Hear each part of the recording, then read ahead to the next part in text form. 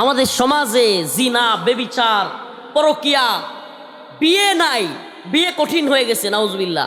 কিন্তু জিনা বেবিচার এত সহজ হয়েছে যে এখন জিনা বেবিচার সহজ হবে না কেন? বিয়ে শাদীর ব্যবস্থা নাই, জিনা বেবিচার সহজ হবে না? আল্লাহ তাআলা বলছেন ফানকিহু মা তাবা লাকুম মিনান নিসাই মাসনা ওয়া সুলাসা ওয়া রুবা। আল্লাহ পাক বলছেন ফানকিহু মা তাবা লাকুম মিনান নিসা, তোমরা মহিলাদের থেকে যাকে পছন্দ হয় বিয়ে করো। ফানকিহু মা তাবা লাকুম মিনান নিসা, যাকে পছন্দ হয় মেয়েদের থেকে বিয়ে করো। মাসনা ওয়া সুলাসা ওয়া রুবা, 2, 3, 4। যদি 2টা 3টা 4টা করার মতো অবস্থান না থাকে তাইলে কয়টা করবা? আল্লাহ শুরু করছে কিন্তু 2টা থেকে, সুবহানাল্লাহ। এখন 2 বিয়ের ফজিলত এবং একাধিক বিয়ে করানোর ফতোয়া দিতে গিয়া এবং এই বিষয়ে কাজ করতে গিয়া এক হুজুর বাংলাদেশে গ্রেফতার হয়েছে, মুফতি মামুনুর রশিদ কাসেমি দামাত বারকাতুহু। ওনার এক স্ত্রী ওনাকে মামলা দিছে যে হুজুর নাকি নাউজুবিল্লাহ যে বিবাহ বিচ্ছেদের পরেও আরো 1.5 মাস ওনার সাথে শারীরিক সম্পর্কে লিপ্ত হয়েছে। এটাকে ওনার স্ত্রী মামলা করছে। সে গিয়া বলছে যে হুজুর আমারে 1.5 মাস বড় দর্শন করছে। 1.5 মাস একটানা দর্শন করা যায়? আপনি গেলেন গানা কিনলে গিয়া? কি ধরনের বন্ডামি দেখছেন এদেশের ইসলামপন্থীদেরকে গায়েল করবার জন্য। আচ্ছা 1.5 মাস কেউ এক লাগারে দর্শন করতে পারবে? আর 1.5 মাস আমরা দর্শন করলো, আপনি যাইতেও পারলেন না। নাউজুবিল্লাহ। এগুলো হলো এই যে কালচারাল ভাবে ইসলাম বিদ্বেষকে প্রতিষ্ঠা করা, যে যারা একাধিক বিয়ের আলোচনা করবে, একাধিক বিয়ের ওয়াজ করবে, এদেরকে গ্রেফতার করো। নাউজুবিল্লাহ।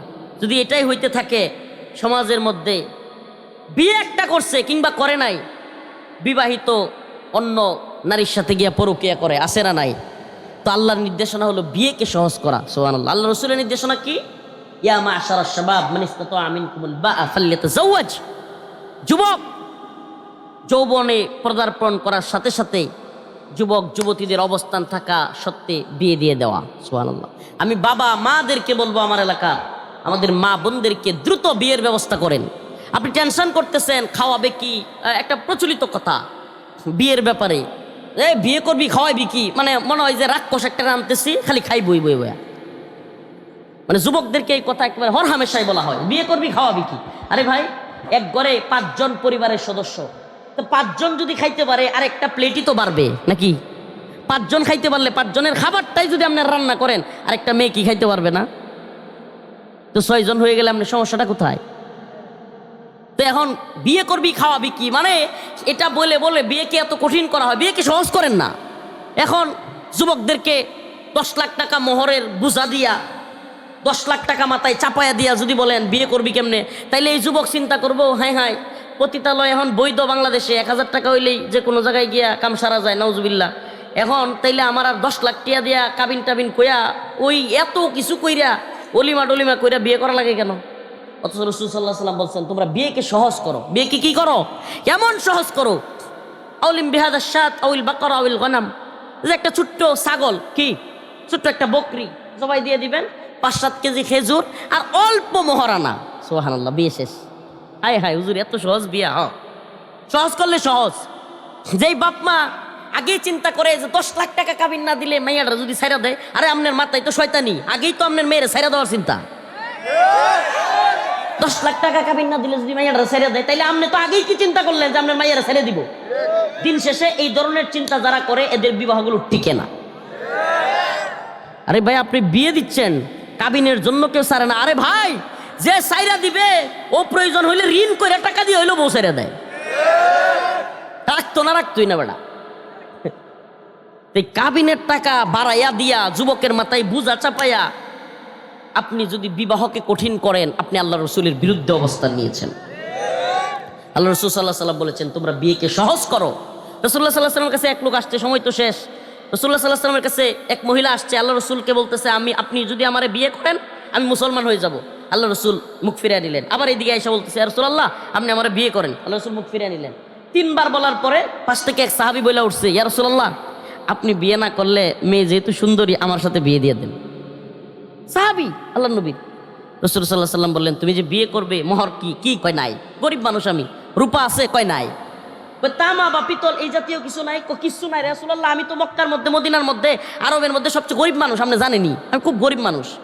আল্লাহ রাসূল সাল্লাল্লাহু আলাইহি সাল্লাম বললেন, তাইলে তুমি কোরআন শিখছো? কয় হুজুর কয়েকটা সূরা পারি। কয় যে কয়টা সূরা পারো, এই মেয়ে তো নতুন মুসলমান হচ্ছে, ও সূরা পারে না। আল্লাহ রাসূল সাল্লাল্লাহু আলাইহি সাল্লাম ওই মেয়েরে বললেন, তোমার সাথে তার বিয়ে দিয়ে দিলাম, আর তোমাকে সে এই যে সূরাগুলো পারে এই সূরাগুলো শিখাই দিবে, এটাই তোমার মোহর। সুবহানাল্লাহ। যদিও হানাফি মাযহাবে 10 দিরহামের নিচে মোহরানা ধার্য করা যায় না। এটার একটা বিষয় হলো যে হত্যা করতে, হাত কাটতে হইলে আস-সারিকু ওয়াস-সারিকাতু ফাকতাউ আইদিয়াহুমা, আল্লাহ পাক বলছেন যে চুর এবং চূর্ণি, আস-সারিকু ওয়াস-সারিকাতু ফাকতাউ আইদিয়াহুমা, চুর এবং চূর্ণি যদি ধরা খায়, সাব্যস্ত হয়, তাহলে তার শাস্তি হলো হাত কেটে দেওয়া।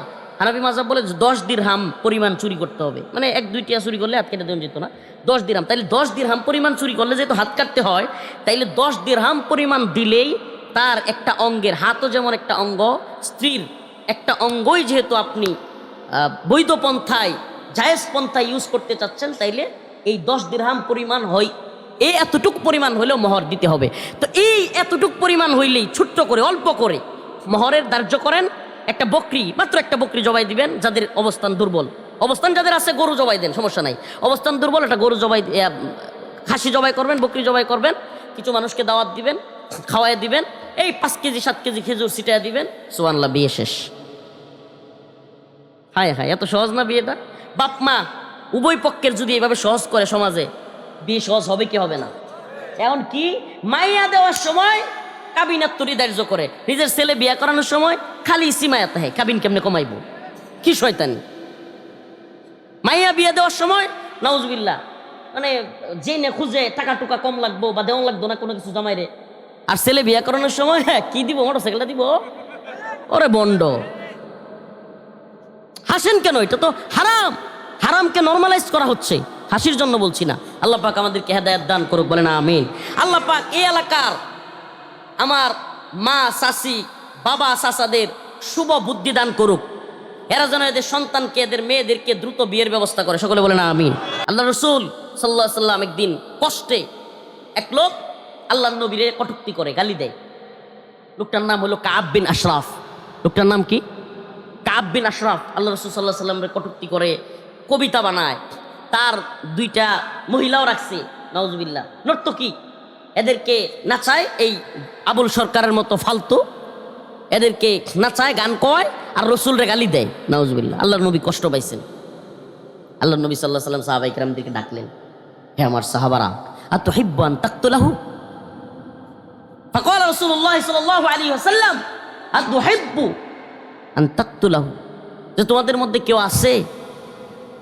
আল্লাহ রাসূল সাল্লাল্লাহু আলাইহি সাল্লাম বলছে যে কাব বিন আশরাফ, তখন সাহাবী, আল্লাহর নবীর প্রিয় সাহাবী একজন মুহাম্মদ বিন মাসলামা বলছেন, আতুহিব্বু আন তাকতুলাহু, ইয়া রাসূলুল্লাহ, আপনি কি এটা পছন্দ করেন যে আমি কাব বিন আশরাফকে?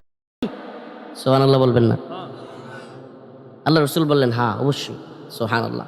তাইলে সুস্পষ্ট কি যে আল্লাহর নবীরে যদি কেউ গালি দেয়, আল্লাহর নবীরে যদি কেউ কটূক্তি করে, তার শাস্তি কি? বলেন না, তার শাস্তি কি? এটা কার ঘোষণা? এবং রসুলের। আল্লাহ এবং রসুলের ঘোষণা কি? মান সাব্বা নাবিয়ান ফাকতুলু, যে আমার রসুলকে গালি দিবে, সে যেই হোক, যে আমার আল্লাহকে নিয়ে কটূক্তি করবে, তার শাস্তি হলো ওয়াজিবুল কতল। সরকার যদি করে করলো, আর যদি রাষ্ট্র এই শাতেম, এই মুরতাদ, এই নাস্তিক, খোদাদ্রোহীদের পক্ষ অবলম্বন করে, বাংলার তাওহীদি জনতায় এদের কল্লাগুলো ফেলে দিবে। মুহাম্মদ বিন মাসলামা রাদিয়াল্লাহু আনহু দাঁড়ায় গেলেন, ইয়া রাসূলুল্লাহ, ইয়া হাবিবাল্লাহ, আল্লাহর নবী গো, আতুহিব্বু আন তাকতুলাহু, আপনি কি পছন্দ করেন আমি কাব বিন আশরাফের কল্লা ফেলে দেই? আল্লাহ রসুল বললেন হ্যাঁ। হযরতে মুহাম্মদ বিন মাসলামা রাদিয়াল্লাহু আনহু আবু নাইলা সহ আরো 5 জন সাহাবীকে নিয়ে আল্লাহর নবী সাল্লাল্লাহু আলাইহি ওয়াসাল্লামের কাছ থেকে অনুমতি নিয়ে কাব বিন আশরাফকে জন্য যাবেন। মুহাম্মদ বিন মাসলামা রাদিয়াল্লাহু আনহু আল্লাহর রাসূলকে বললেন, ইয়া রাসূলুল্লাহ, আপনার কাছে আমি একটু অনুমতি চাই। আল্লাহ রাসূল বললেন কি জন্য?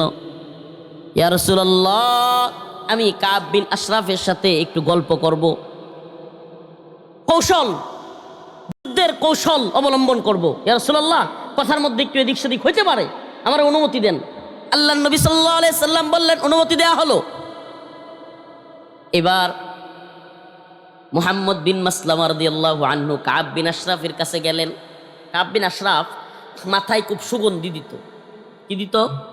সুগন্ধি লাগাইতো, আতর, খুব মানে ইয়া থাকতো, অনেক উঁচা লম্বা। ওই সময়ে কাব বিন আশরাফের মতো ব্যক্তি খুব কম ছিল। খুব উঁচা লম্বা, মোটা, স্বাস্থ্য, বিশাল দেহের, দানবের মতো আকৃতির লোক। তো তারে একা একজন ফেলাইয়া দেওয়া, কুস্তি কইরা কিংবা অস্ত্র দিয়া একা একজন তারে কাইট করে ফেলা, এটা খুব কঠিন ছিল। কথা শুনতেছেন? মুহাম্মদ বিন মাসলামা রাদিয়াল্লাহু আনহু তার সাথে গিয়া গল্প বসলেন, গল্প করলেন। তারে বিয়া বললেন, কাব, আমরা তো জাকাত দিতে দিতে শেষ হয়ে যাইতেছি। মিল দিছে আর কি, বুঝেন না?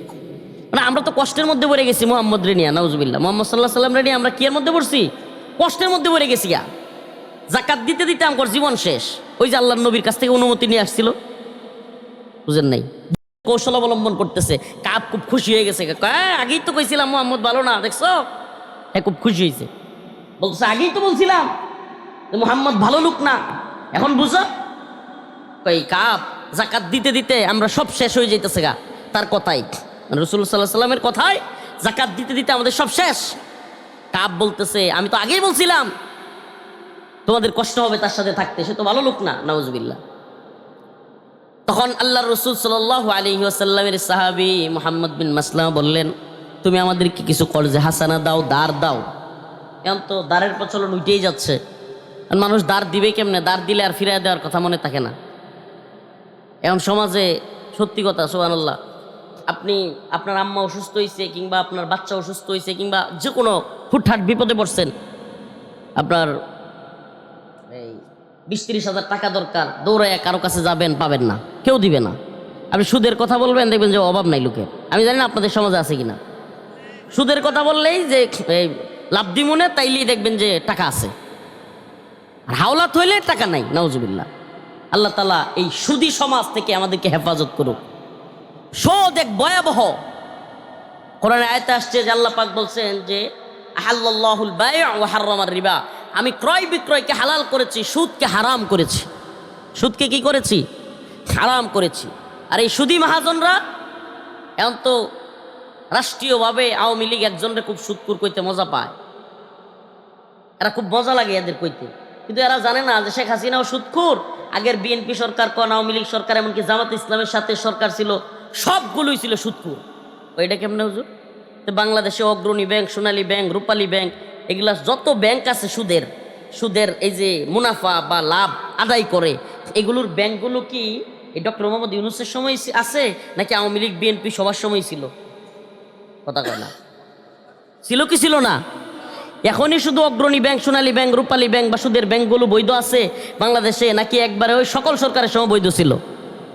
গ্রামীণ ব্যাংক একটা দিয়া সব সুদখোর, সব সুদখোর। যারাই রাষ্ট্রীয়ভাবে সুদের লাইসেন্স দিয়েছিল, বৈধতা দিয়েছিল, সব সুদখোর। রাষ্ট্রপ্রধান থেকে নিয়ে মন্ত্রী পরিষদ থেকে নিয়ে সমস্ত এমপি যেগুলো ছিল, সব সুদখোর।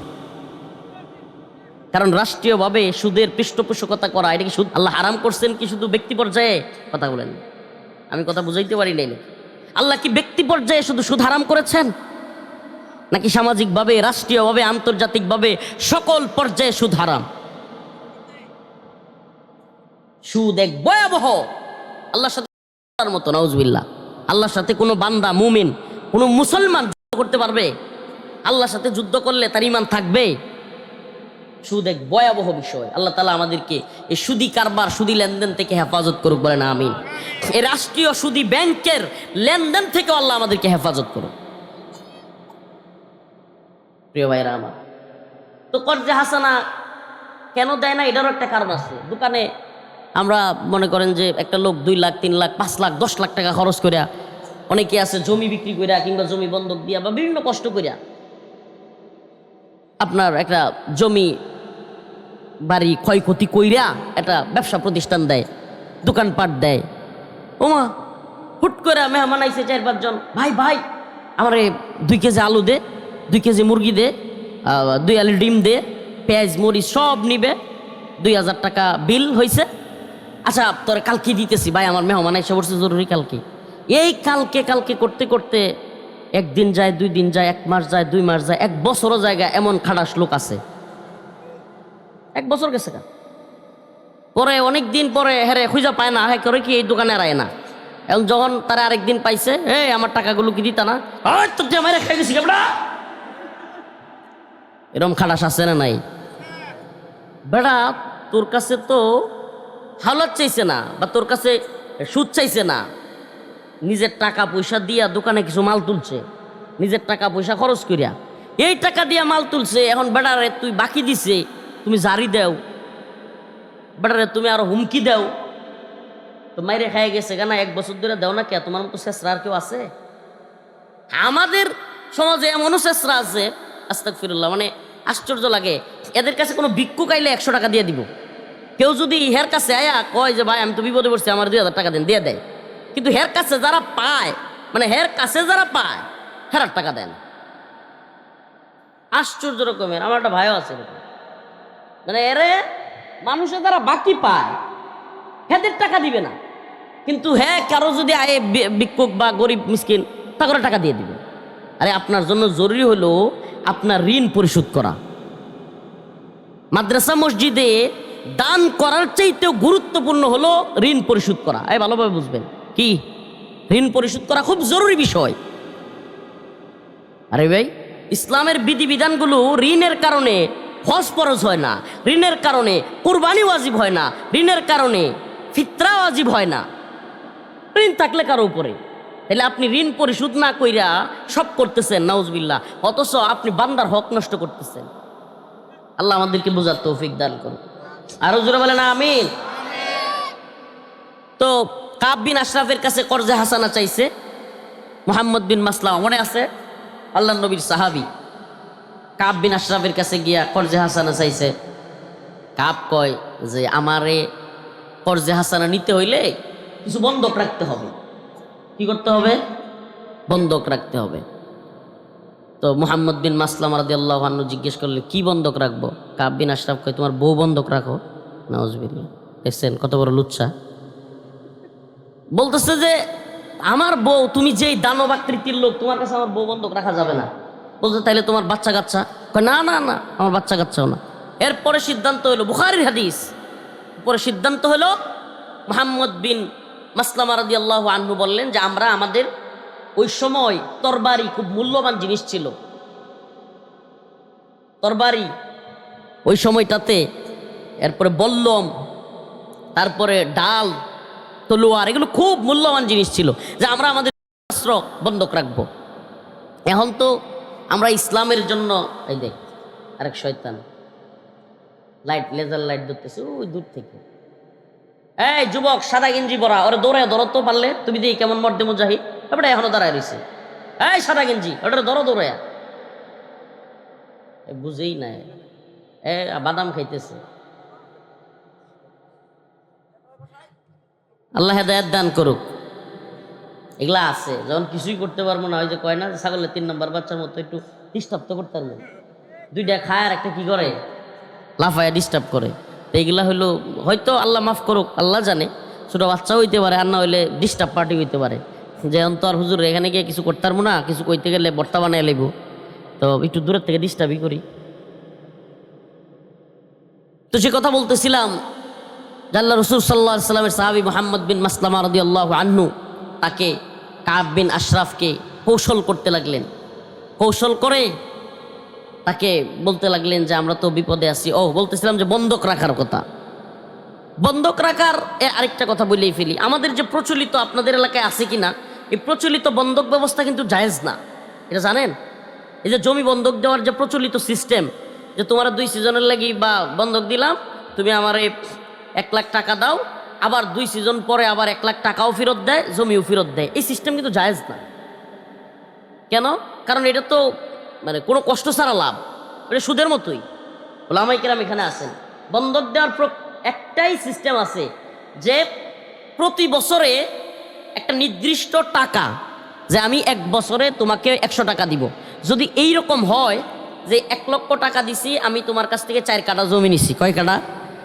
4 কাঠা জমি নিছি, কথাটা ভালোভাবে বুঝেন, এটা অনেকেই আমরা জানি না। 4 কাঠা জমি নিছি এক সিজনের জন্য 1 লক্ষ টাকা। তো তোমার কাছে 1 লক্ষ টাকা দিলাম, আর তোমার জমি 4 কাঠা আমি নিলাম। আমাদের সমাজে হয় কি, যে এই 4 কাঠা জমি এক সিজন খায়, পরে 1 লক্ষ টাকা দিয়ে ছুড়ায় নেওয়া লাগে, এটা না, এই সিস্টেম না, এই সিস্টেম জায়েজ নাই। ওলামায়ে কেরামের কাছে জিজ্ঞেস করবেন।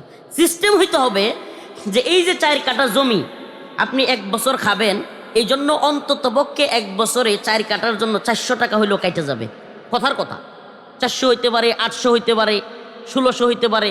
এটা দুইজনের মধ্যে মিলামিশা আপনারা বুঝা এটা করবেন, যে 400 হইতে পারে, 800 হইতে পারে, 1600 হইতে পারে।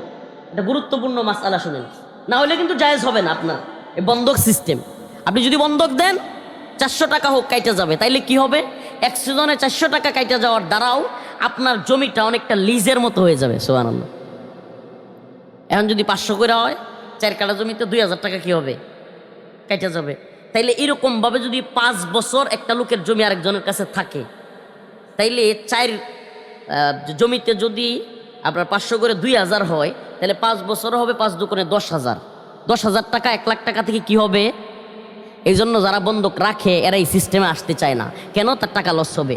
যদি এই লাভ লসের হিসাব না থাকে, একপাক্ষিক মুনাফা যেটাতে কোনো লস নাই, তাহলে তো সুদের মতোই হইল। আল্লাহ তাআলা বুঝার এবং আমল করার তৌফিক দান করুন। তো ডাল তলোয়ার বন্ধক রাখলেন, ডাল তলোয়ার। এখন তো আমরা তলোয়ার দেখলে ডরাই। এ মর্দ মুজাহিদ তেরি अलगार कहा है, एक हाथ है तस्बीह तो है तलवार कहा है। सुबहानाल्लाह। এ মর্দ মুজাহিদ, তোমার এক হাতে তসবিহ তো থাকে, কিন্তু তলোয়ার কোথায়? আল্লাহ রাসূল সাল্লাল্লাহু আলাইহি সাল্লাম এবং তার সাহাবায়ে কেরাম নামাজ পড়তেন, সামনে তরবারি ধনুক থাকতো। সুবহানাল্লাহ। এই যে মিম্বার, আমরা মসজিদে নামাজ পড়ি না, কোন তো মিম্বর কি লিগা? মিম্বর, এই যে মিম্বরের আশেপাশে মসজিদের মিম্বর, মসজিদের সামনে জায়গা থাকে গোল, এবং এক সাইডে ইমাম যেখানে দাঁড়ায় যায় নামাজে, এর সামনেও সুন্দর জায়গা থাকে। সুবহানাল্লাহ। এগুলো ছিল রাখার জায়গা। সুবহানাল্লাহ বলবেন না?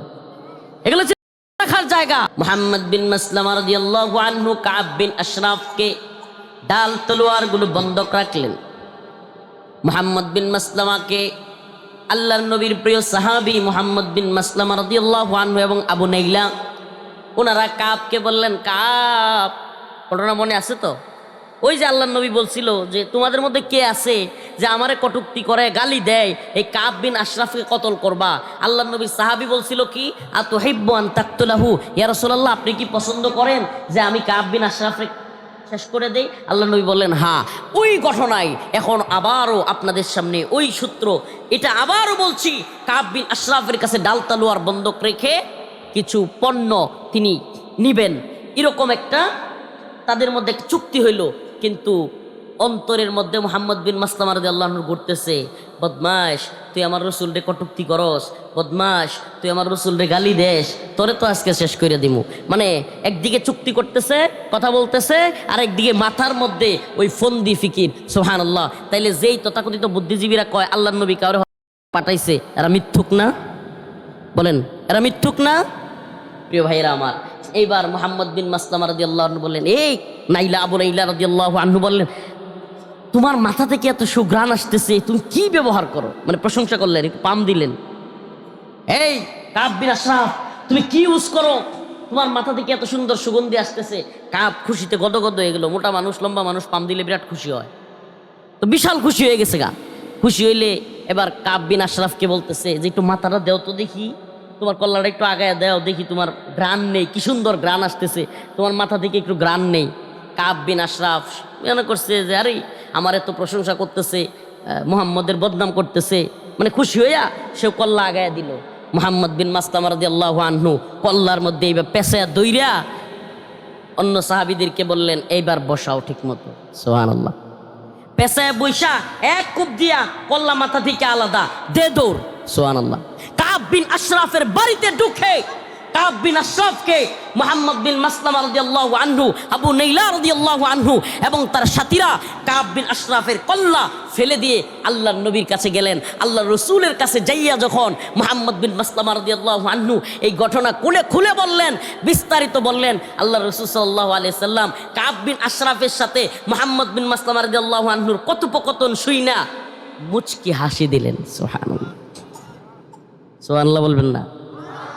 মুচকি হাসি দিলেন যে কৌশল কইরা হইলেও আল্লাহর নবীরে নিয়ে যে কটূক্তি করে, আল্লাহকে নিয়ে যে কটূক্তি করে, এই দ্বীনকে নিয়ে যে কটূক্তি করে, কৌশল করে হলেও তার কল্লা ফেলে দিয়েছে।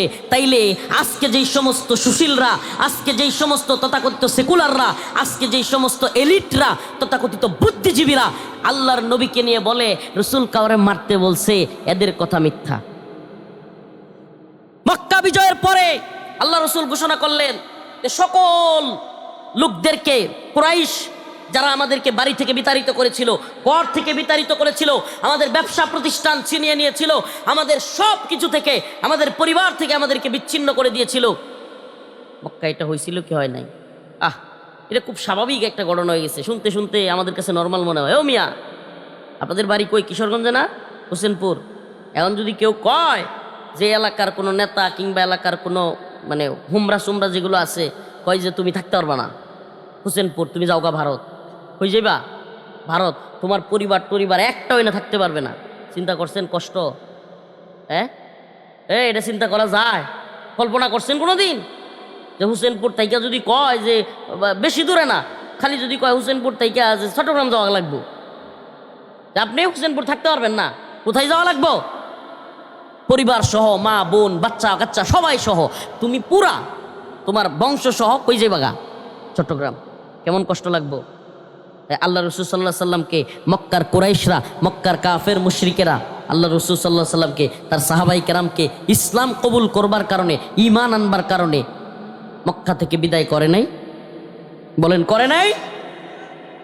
সেইবার কোন মনে করেন আমনে হেফাজত, জামাত, বিএনপি বা যে কোনো একটা বিরোধী দল করবার কারণে হোসেনপুর থেকে আওয়ামী লীগের নেতারা, কোনো একটা নেতা আমনের পুরা বংশ সহ, পরিবার সহ আমনেরে ভারত পাঠাই দিছিল, চট্টগ্রাম পাঠাই দিছিল, বিশাল কষ্টের মধ্যে রাখছিল, দীর্ঘদিন 17 বছর আমনেরে খুব জুলুম করছে। কোনো একদিন যদি আমনে ওদের অবস্থান খারাপ হয় আর আপনার অবস্থান ভালো হয়, হোসেনপুর ফিরে আইতে পারেন, এগোরে আপনি ছাড়বেন? কথা কয় না? 32 হাত মাটির তলে নিতেন কেনা? এটা তো স্বাভাবিক, কেউ ছাড়বো? অথচ রাসূলুল্লাহ সাল্লাল্লাহু আলাইহি ওয়াসাল্লাম মক্কা যখন বিজয় করলেন, মদিনায় চলে গেছেন তার সাহাবীদেরকে নিয়ে, পরিবার সবাই। সুবহানাল্লাহ, কি কষ্টের মধ্যে। অথচ যখন মক্কা বিজয় হলো, আল্লাহ রসুল সবাইকে ক্ষমা করে দিলেন, ক্ষমা ঘোষণা করলেন, সাধারণ ক্ষমা। কিন্তু কিছু মানুষকে আল্লাহ রসুল টার্গেট করে করে বললেন যে এদেরকে যেখানে পাবা সেখানে হত্যা করবা, এদের ক্ষমা নাই। কারা? আল্লাহ এবং তার রসুলকে নিয়ে যারা কটূক্তি করেছিল, যারা আল্লাহ এবং তার রসুলকে গালি দিয়েছিল, সেই সমস্ত লোকদেরকে যেখানে করবা। তাইলে বোঝা যায় ইসলাম কিছু জায়গায় উদার, কিছু জায়গায় নরম, আবার কিছু জায়গায় খুব শক্ত। আমার কথা বুঝতেছেন? এটাই হলো আমার আয়াতের মূল আলোচনা। আল্লাহ পাক যে বলছে মুহাম্মাদুর রাসূলুল্লাহ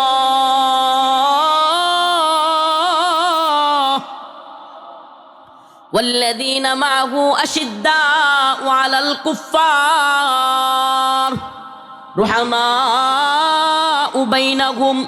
আল্লাহ পাক বলেছেন মুহাম্মাদুর রাসূলুল্লাহ ওয়াল্লাযীনা মাআহু আশিদ্দাউ আলাল কুফফার।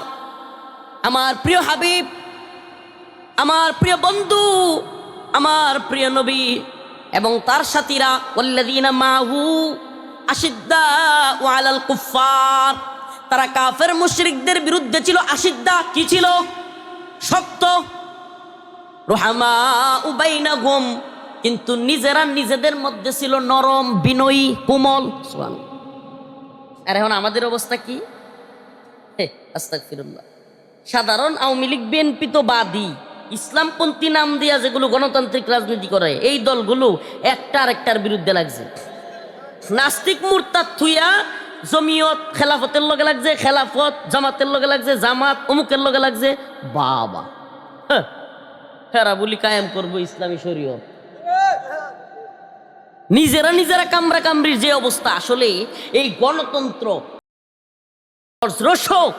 এই ডেমোক্রেসি কিংবা এই জমহুরিয়ত মুসলমানদের ভিতরে ঢুকাইছে ঘরে ঘরে ফিতনা তৈরি করবার জন্য। এই পথে এই তথাকথিত সিলমারো এই সিলমাইরা ইসলাম প্রতিষ্ঠা সম্ভব হবে না। এই গণতন্ত্র মুসলমানদের ঘরে ঘরে ঢুকায়া ভাই ভাই মারামারি, পাশের বাড়ির লোকের সাথে এক বাড়ির লোক আরেক বাড়ির লোকের সাথে মারামারি, এই ফিতনা ফাসাদ এইটা মুসলমানদের ভিতরে ঢুকায়া দিছে। আল্লাহ পাক পুরা মুসলিম উম্মাহকে একত্রে রাখবার জন্য একদিন, এক উম্মা, এক চেতনা, এক নবী সব কিছু দিয়েছিলেন, এক কোরআন দিয়েছিলেন। কিন্তু আমাদেরকে এই গণতন্ত্র বহু দলে বিভক্ত করেছে। এই গণতন্ত্র শিখিয়েছে বহু দল মানেই হলো সৌন্দর্য। নাউজুবিল্লাহ, মানে হলো আপনার বিরোধী পক্ষ যত ভালো কাজই করুক, আমনের কাজ হলো খালি সমালোচনা করুন। কি এক বন্ডামি! ভালো কাজ করলেও কি করতে হইব? সমালোচনা করতে হইব। কারণ কি? যেটা খারাপ, চোর, বাটপার, জিনাখোর, লুচ্চা, এরপরে জুয়াখোর, এই নেতাও দেখবেন একজন ভালো নেতার বিরুদ্ধে বক্তব্য দিতেছে, আরে হ্যাঁ তো খুব খারাপ লোক। কেন? কারণ হ্যারে যদি হ্যাঁ খারাপ না কয় তাইলে মানুষ হ্যারে ভোট দিব কি লেগে? কি এক বাটপারি! মানে অন্যের খারাপ বলতেই হবে, গণতন্ত্র শিক্ষা এটা। অন্যের আপনি বদনাম বলতেই হবে। আপনি যদি তারে ছোট না করতে পারেন তাইলে মানুষ আপনারে ভোট দিবে কেন? নাউজুবিল্লাহ। অথচ ইসলাম বলে তুমি অপর ভাইয়ের প্রশংসা করো, ভালো ধারণা করো, খারাপ বলিও না। বলে কি বলে না? আর গণতন্ত্রের ভাষাই ভিন্ন। গণতন্ত্র খালি সমালোচনা করো, তুমি হলো বিরোধী দল, তুমি বিরোধী পক্ষ। নাউজুবিল্লাহ।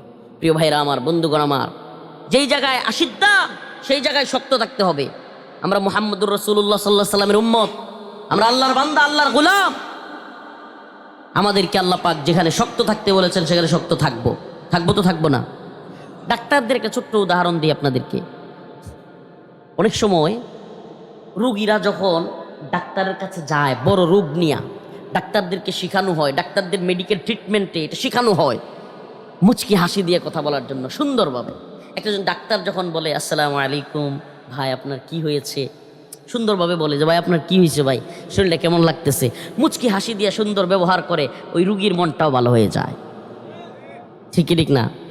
আচ্ছা, যেই ডাক্তার এত সুন্দর করে সালাম দিয়া মুচকি হাসি দিয়ে কথা বলে, সেই ডাক্তার যখন শুনে যে আপনার ক্যান্সার হয়ে গেছে কিংবা আপনার বিভিন্ন ঝামেলা হয়ে গেছে, অপারেশন করতে হইব, আপনার কি বলে বিভিন্ন ধরনের অপারেশনের সমস্যা, গলায় ক্যান্সার কিংবা আপনার মাথায় সমস্যা কিংবা আপনার পেটের মধ্যে অপারেশন করতে হবে, তখন ওই ডাক্তার ছুরি কাশি নিয়া কিংবা তার যে অস্ত্রপাতি আছে কাটাকাটির জন্য, ওই ডাক্তার কাটাকাটি করে কি করে না?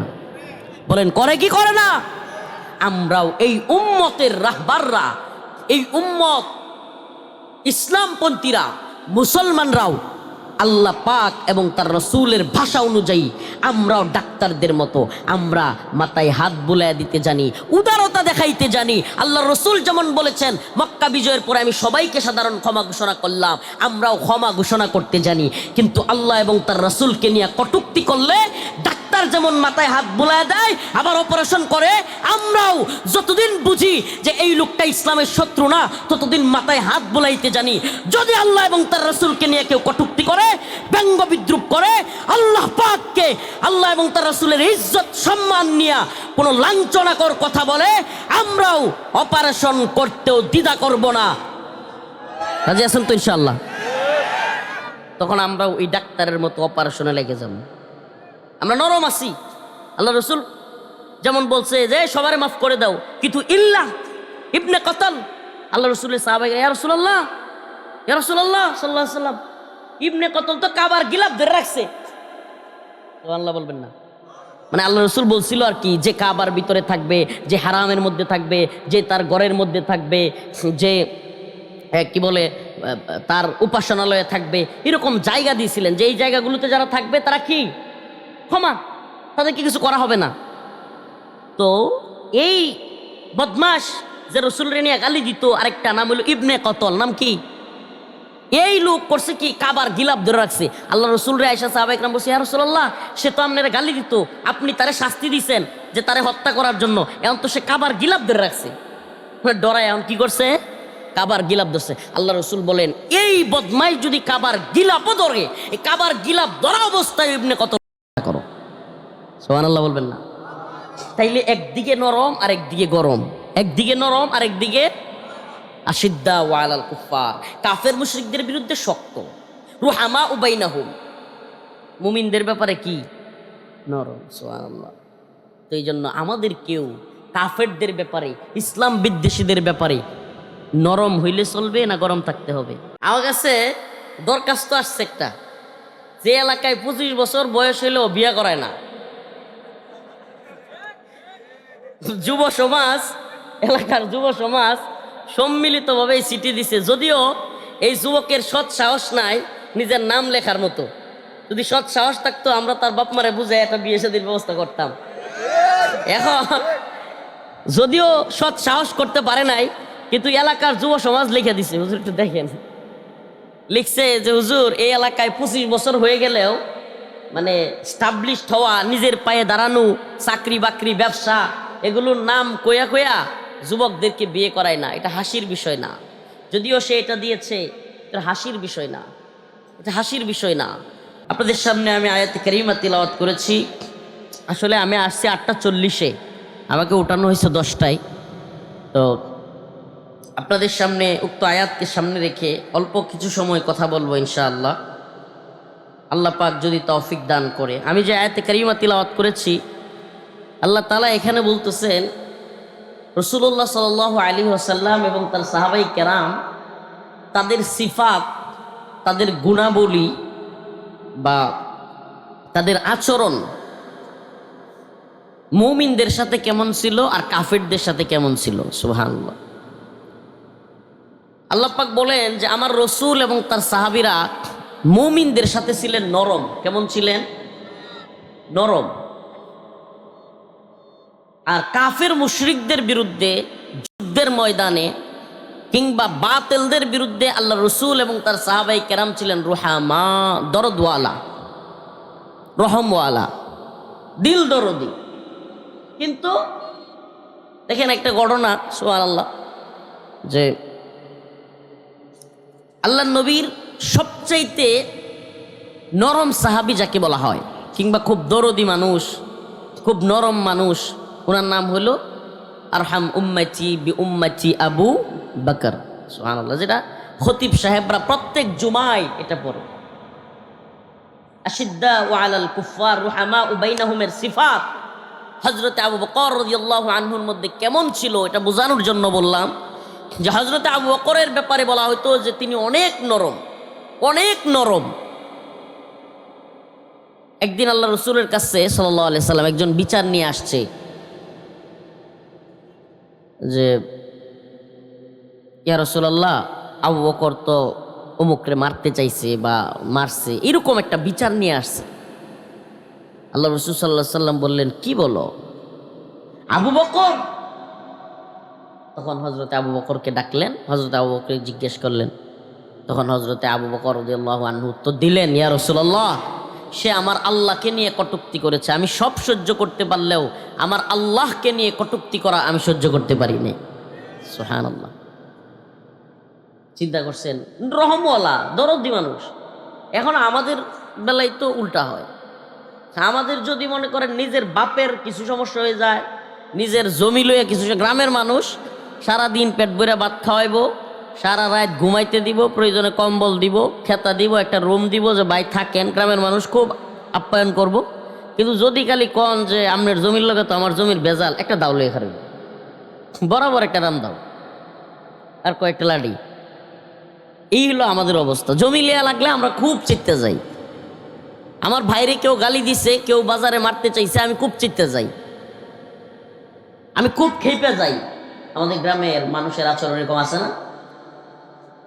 তার ভাইয়ের সাথে কি হয়েছে না হয়েছে বাজারে কোনো কিছুর খবর নেই, জাস্ট শুনছে যে আমার ভাইয়ের সাথে ঝগড়া লাগছে, লাড়ি লিয়ে দৌড়। আরে আপনার ভাই তো অপরাধী হইতে পারে, খারাপ মানুষ হইতে পারে, চিন্তা করারও সময় নাই। অথচ আমাদের হওয়া উচিত কি ছিল? আল্লাহ পাকের জন্য সত্য। মান আহাব্বা লিল্লাহ ওয়া আবগাদা লিল্লাহ ওয়া আতা লিল্লাহ ওয়া মানা লিল্লাহ ফাকাদ ইস্তাকমালাল ঈমান। আমার ভালোবাসা আল্লাহর জন্য, আমার ঘৃণা আল্লাহর জন্য, আমি ভাইকে ছেড়ে দিতে পারি আল্লাহর জন্য, আমি বাবাকে ছেড়ে দিতে পারি আল্লাহর জন্য, আমি দ্বীনের জন্য আমার নেতা নেত্রী দল সব ছাড়তে পারি। এরকম হওয়ার কথা ছিল না? আমাদের মধ্যে এরকমটা সুবহানাল্লাহ ইমানদার আমরা দাবি করি ঠিক, কিন্তু ইমানের লক্ষণ হইল এটা, ইমানের লক্ষণ হইল এটা যে আমার আল্লাহকে যদি কেউ গালি দেয় সে যেই হোক আমি তার বিরুদ্ধে চলে যাব। এনসিপি বৃহৎ একটা দল, বলা যাবে না, ছাত্রদের ছোট্ট একটা দল। তো আপনারা শুনেছেন কিনা দেখেন, এই বিষয়টা আমি আপনাদেরকে একটু শোনাই, জানি না আওয়াজটা আসবে কিনা, কিন্তু কতটা কষ্টের, এটা কতটা কষ্টের যে একজন বাউল, আবুল সরকার নাম, তার বাড়ি মানিকগঞ্জ, সে সুস্পষ্টভাবে আল্লাহ রব্বুল আলামিনকে নিয়ে, আপনারা জানেন গ্রামগঞ্জে যে সমস্ত বাউলদের প্রোগ্রাম হয় বিভিন্ন নাউজুবিল্লাহ তথাকথিত পালা গানের নামে, যাত্রার নামে, ইচ্ছাকৃতভাবে কিছুই জানে না এই ভণ্ডরা আল্লাহ এবং তার রাসূলকে নিয়ে ইচ্ছা মতো ভাবে বানোয়াট কথাবার্তা বলে, আল্লাহ এবং তার রাসূলকে ছোট করে, করে কি করে না? কিছুই জানে না, ভণ্ড, আল্লাহ এবং রাসূলকে নিয়ে খুব জানতা, সে একটা ভাব দেখায় এমন যে সে সব জানে। তো এদের একজন মানিকগঞ্জে বাড়ি, আবুল সরকার। দেখুন একটু, আপনারা জানি না আমি শুনছেন কিনা ভিডিওটা, এটা খুব আলোচিত বিষয়, তবু আমি আপনাদেরকে একটু শোনাই। আল্লাহর কথার কোনো গুয়া মাথা আমি কিছুই পাই না। মাথা কোনটা গুয়া কোনটা? নাউজুবিল্লাহ, বলতেছে যে আল্লাহর কথার আমি কোনো গুয়া মাথা পাই না। নাউজুবিল্লাহ বলবেন না, যে এটার গোয়া কুন্ডা মাথা কুন্ডা চিন্তা করতেছেন।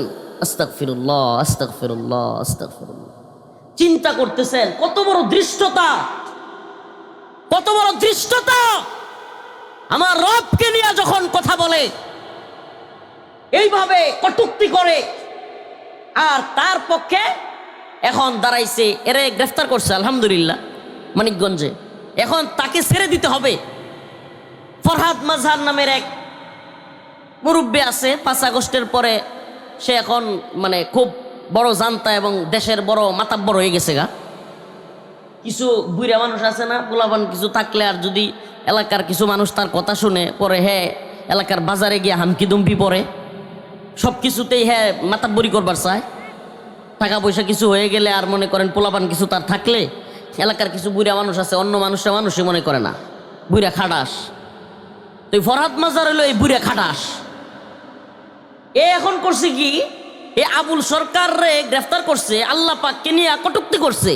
স্বাভাবিকভাবে ওরে তো মেরে ফেলা দরকার, এই বদমাইশকে তো মেরে ফেলা দরকার। নাউজুবিল্লাহ, আমার রবের কথায় নাকি গোয়া মাতা নাই। নাউজুবিল্লাহ, কত বড় দৃষ্টতা এরা দেখায়, কত বড় দুঃসাহস এরা দেখায়। অথচ এই ফরহাদ মাজার বলতেছে, ফরহাদ মাজহার বলতেছে যে আবুল সরকারকে গ্রেফতার করা মানে আমাকে গ্রেফতার করা। চিন্তা করছেন সে কত বড় মাতাব্বর।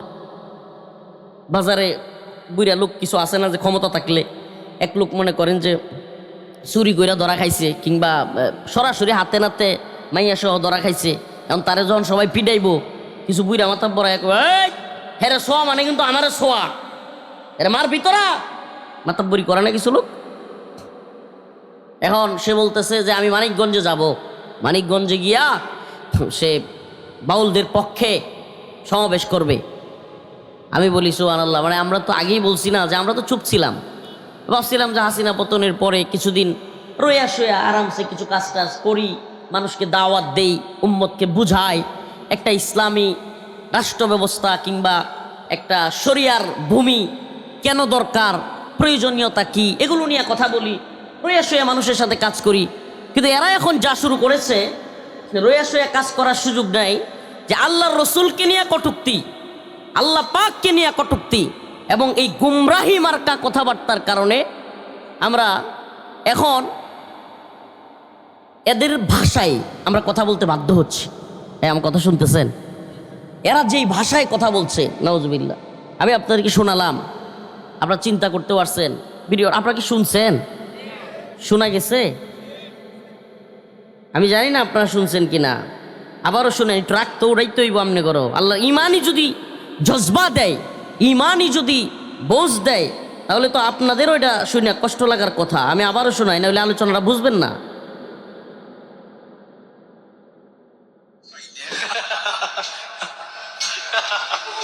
মাথা কোনটা গোয়া কোনটা? এই বাউল এখন কিন্তু গ্রেফতার আছে। আল্লাহর কথার কোনো গোয়া মাথা আমি কিছুই পাই না। চিন্তা করেন, মাথা কোনটা গোয়া কোনটা এটা আমি পাই না। কেন পাই না? এই যে একটা কথা বলছে, আওয়ালু মা খালাকুল্লাহ, মানে আল্লাহ পাককে নিয়ে এই ধরনের কথা বলা যায়? আরে আমি তো ইমানদার, আমি কি, আমি মুসলমান, আমি ইমানদার। তা আমার রবরে নিয়ে যদি এই জমিনে এইভাবে কথা বলে, তাহলে 90-95 মুসলমান মুসলমান বইয়া ছিলে কোনো লাভ আছে? আমার আল্লাহকে নিয়ে যদি কেউ এইভাবে কটূক্তি করে, আল্লাহ পাক কি মানুষের মতো নাকি? তাইলে আল্লাহর নাউজুবিল্লাহ গুয়া এই শব্দ ইউজ করার মানে কি? কত বড় দৃষ্টতা! এই ভণ্ডটারে জনগণ যে পিটা মাইরা ফেলে নাই, এটাই তো অনেক বেশি হয়েছে। নাউজুবিল্লাহ। এখন আবার অনেক বুদ্ধিজীবী সুশীল এরা এর পক্ষ নিচ্ছে। একটা লোক ইদানিং, যার দলের কোনো কর্মী নাই, এত বেশি লোকও নাই তার দল, কিন্তু সে সরকারের কাছে খুব দামি মানুষ, তার নাম হলো জুনায়েদ সাকি। এই জুনায়েদ সাকি আপনারা হয়তো ভিডিওর মাধ্যমে দেখে থাকবেন। এ হইল বর্তমান ডক্টর মোহাম্মদ ইউনূসের খুব কাছের মানুষ। কারণ কি? কারণ বাংলাদেশে ইসলাম বিদ্বেষী মনোভাব প্রতিষ্ঠা করবার জন্য এবং ইসলাম বিদ্বেষীদেরকে প্রমোট করবার জন্য, বিশেষ করে সমকামিতা, ট্রান্সজেন্ডার, LGBT, লেসবিয়ান, গে, এগুলো বুঝাইতে আপনাদেরকে সময় লাগবে। পুরুষে পুরুষে, নারী নারী, নাউজুবিল্লাহ, এতটুকু বুঝেন। পুরুষে পুরুষে, আকাম কুকাম, নারীতে নারীতে, নাউজুবিল্লাহ, এগুলোকে সহজলভ্য করবার জন্য এবং আল্লাহর নবীকে যেন সহজে আউট কান্ট্রিগুলোতে, বিশ্বের অনেক রাষ্ট্রে, নাউজুবিল্লাহ, আল্লাহ এবং তার রসুলরে নিয়ে কিছু বললে কিছু হয় না, ওই পশ্চিমা ধাঁচে বাংলাদেশেও একটা কালচার তৈরি করে এরা এরকম একটা পরিবেশ তৈরি করতে চাচ্ছে যে মুসলমানরা যেন কিছু বলতে না পারে, করতে না পারে। নাউজুবিল্লাহ। প্রিয় ইমানদার, প্রিয় মুসলমান ভাইরা, কিশোরগঞ্জ হোসেনপুরের মুসলমান, আমার রসুল সাল্লাল্লাহু আলাইহি ওয়াসাল্লাম, সাহাবাই কেরাম কেমন ছিলেন? আল্লাহ রসুল সাল্লাল্লাহু আলাইহি ওয়াসাল্লামকে কেউ কিছু বললে, আল্লাহ পাককে কেউ কিছু বললে, তারা কি সহ্য করতেন? আসেন একটা ছোট্ট ঘটনা শোনাই। বুখারী শরীফের হাদিস। যে সমস্ত সুশীলরা আজকে, যারা এই জুনায়েদ সাকি, ফরহাদ মাজহার, এমনকি খোদ একটা সংগঠন যেটা বাংলাদেশের অনেক আন্দোলন সংগ্রামের সংগঠন, যেই ছেলেগুলোর পক্ষে আমরা কথা বলেছি, তাদের সাথে আন্দোলন করেছি, কাঁধে কাঁধ মিলিয়ে বিগত জালেম সরকারের বিরুদ্ধে লড়াই করেছি, এই যুবক দলটা এখন একটা রাজনৈতিক দল করছে, নাম দিছে এনসিপি। আজকে আশ্চর্য হয়ে গেলাম, কষ্ট লাগলো, এই এনসিপি এই বাউল আবুল সরকারের পক্ষ অবলম্বন করছে। চিন্তা করতে পারেন?